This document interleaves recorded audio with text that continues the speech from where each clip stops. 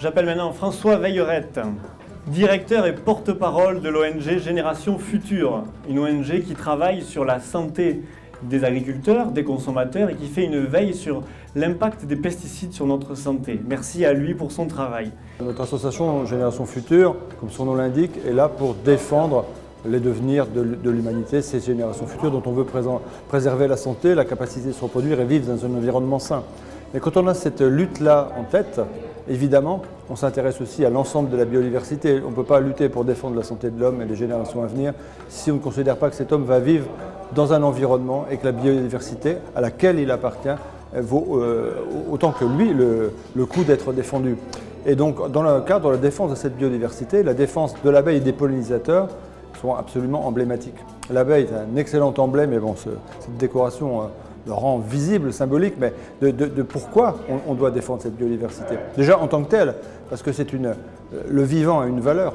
L'abeille est intelligente, elle a une organisation sociale et en même temps, elle a une place prépondérante dans les écosystèmes. Elle permet de favoriser la reproduction des plantes. C'est un gage de la vie sur Terre, de la qualité de la vie sur Terre, mais elle est aussi importante pour nous, humains. Et c'est ça un peu le paradoxe de la chose. On est en train de détruire l'abeille et en détruisant l'abeille, on est en train de perdre une capacité de production agricole. On sait que c'est à peu près un tiers de la production agricole qui dépend directement de l'abeille. Donc on est en train de scier la branche sur laquelle on est assis en détruisant nos écosystèmes et l'environnement. On a oublié que nous, êtres humains, faisons partie de l'environnement. On se croit supérieur alors qu'aujourd'hui, on doit le défendre, cet environnement, pour ce qu'il est, pour sa beauté, pour sa richesse et aussi pour préserver nos conditions de vie, non seulement les nôtres, mais celles des générations à venir. Donc aujourd'hui, c'est un honneur de faire partie de cette Académie de l'abeille d'or, de cette première session. Et c'est un honneur, mais c'est un honneur aussi qui renvoie beaucoup de responsabilités. Moi, ça fait plus de 20 ans que je me bats sur ces questions.